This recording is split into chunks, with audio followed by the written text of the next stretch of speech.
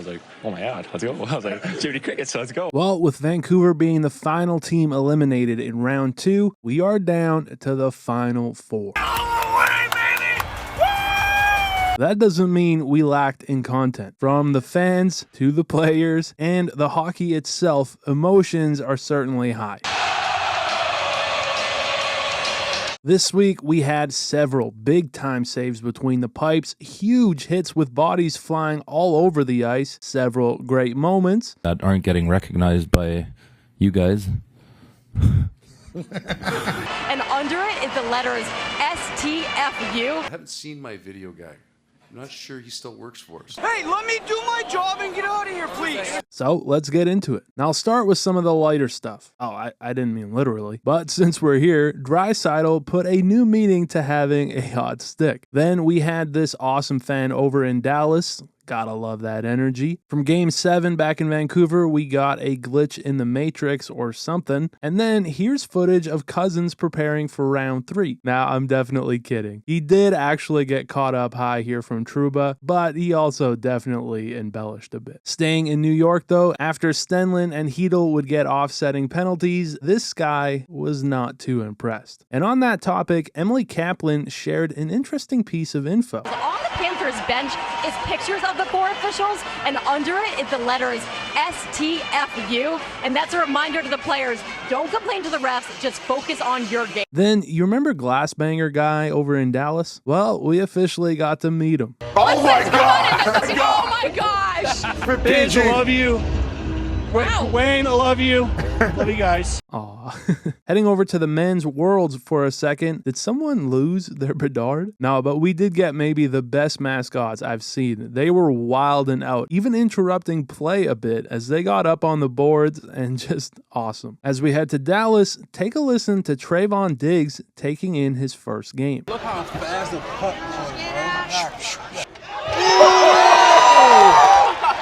I don't know why, but I enjoy crossing sports and watching athletes watch athletes. Say NBA players can't play football, and nobody play hockey. Nobody. So while that was awesome, so was this. A video from a wedding where they belted out the Rangers goal song.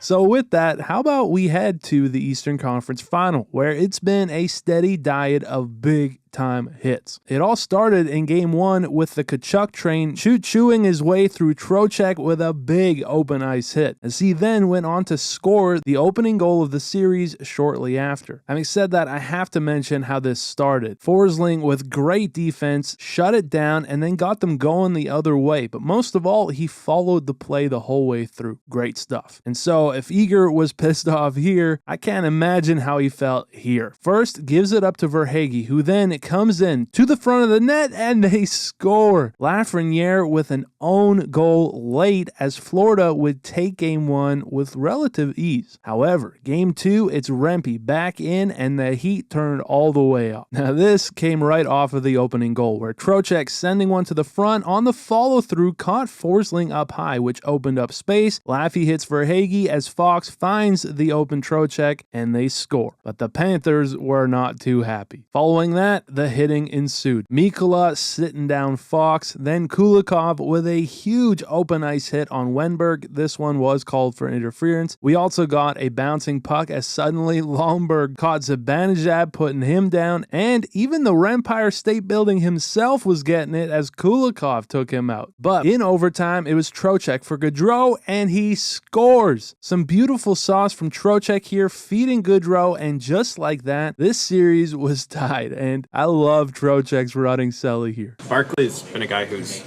kind of had some ups and downs this year. I think it's maybe for you, he up and down. For me, he always on the top. And with that, how about those goalies? You gotta love those hairbands these guys were strutting, but between the pipes is where they were truly shining. Otter here with a huge pad stop in a tied game. He also had another in overtime on McDavid, able to get the twig out to extend the game. And then last night, he shut down Kane with the butt end of his stick, as he's had a great playoff so far. But speaking of butt end, how the hell did this stay out? Well, it's Ekman Larson with Grand Larceny sticking the old dump truck out also in overtime. Then we had Bob on the case, having himself a 23-save showing in the crease, coming up with some huge stops in what wound up being a shutout for a 3-0 victory in Game 1. But on the other end, it's Shesterkin, who's just been cool, calm, collected, a brick wall. And the last of the 4 goalies, we've got Skinner. Similarly, no crazy out-of-position style saves, but he's been making key stops when needed. He's got a new goalie coach, and it seems to be working. In Game 2, he had a massive save on Dadonov to shut the door here. And with that, how about we get into the Western Conference Final? In Game 1, again, Skinner coming up big early, meant that in the second, a shot from Kulak deflected, and right to Draisaitl, as with some puck luck, they scored the first of the series. But there was nothing lucky about the second one, as Hyman just out-battled his man, and just like that, they took a 2-goal lead. However, a bad Kulak giveaway to Ben would lead to Seguin cutting the lead in half.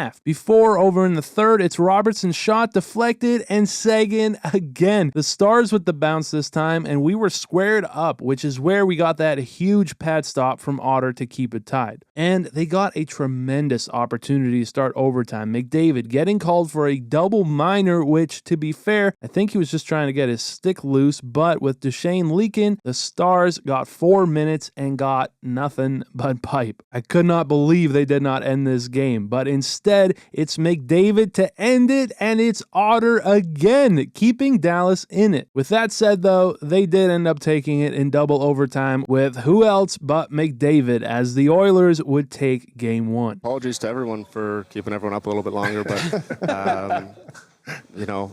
should have gone in. Should have gone in, has to go in. Heading into Game 2 now, we had a little more physicality in this one. McDavid hitting Tanev over the bench, and Craig Smith absolutely bodying Holloway at center ice. Have a seat. But as for the game, while the captain Ben came out and scored with a bit of a muffin here, one Skinner will want back, I'm sure, they held that lead for all of 44 seconds. Picking up the rebound, it was Brown, and we had ourselves a tied game. Truly though, while the score was close, the opening period was not. Oilers heavily outworking them and outshooting them. But in the second, it's Johnston with some iron, then Dadonov forcing Skinner to come up with that big stop as the Stars slowly came alive. And backed by Oettinger, it gets us to the third, where Suter on net, and they score. It's Marchment with a pretty redirect here to take a big time lead in Game 2, and this time they held it, as the Oilers were eventually forced to pull Skinner, which they did this while Dallas had possession. Totally muffed it up as Dallas turned this game around quickly and would tie this series at 1 apiece. And finally, with that, how about we end it with some player sound bites? We, of course, had Rempe fired up after Game 2. No, I remember he had me call my name with like 2 minutes left. I was like, oh my God, let's go. I was like, Jiminy Cricket, so let's go. Then Paul Maurice with another classic when he was asked about that overtime goal in Game 2. When you looked at the goal, I mean, was it just a good shot? You know what? I haven't seen it yet. Yeah, I haven't seen it. I haven't seen my video guy. I'm not sure he still works for us. Next, please. I'm making the first bus tonight. I'm telling you that. We got Gretzky talking about how he broke in his skates back in the day. I used to get a second pair and I'd send them to my buddy in Columbus. He'd wear my skates for 4 weeks and send them back to me. He liked it. He got a new pair of skates every year, and just a bit to wear them in. Break them in. Draisaitl with a sly roast on Spectre. It's a lot of little things that guys are doing that aren't getting recognized by you guys. We also got a cool ref POV shot from the men's world. Once the whistle's done, stay out of it, okay? It's getting kind of annoying. Let me do my job, man. Hey, let me do my job and get out of here, please. You're going to call that a 5, which is not a 5, right? 100% a 5. Then with McDavid pumped about taking Game 7 in Vancouver, he completely lost his voice. I thought we played a great 15 minutes. Excuse me. Sorry about my voice here. Congrats, go get a lozenge. Thanks a lot. Yeah, sorry. And finally, speaking of Vancouver, with the players getting their exit interviews, it gave us some great sound bites. It will be nice to get a break from everything. Very noisy season in terms of contracts and how I've been the last 3 months. First half of the year, I was producing. Second half, I was not. And why was that, I guess, is the question. If I know the answer, I probably would do something different. Were you playing through an injury? No. Like, we gave you your space all year. We're just trying to ask a few questions at this stage. On an injury, if I didn't have injury, what do you want me to say? I said no. But yeah, that's about it for this week. As always, thank you guys so much for watching. I appreciate it very much, and I'll see you in the next one.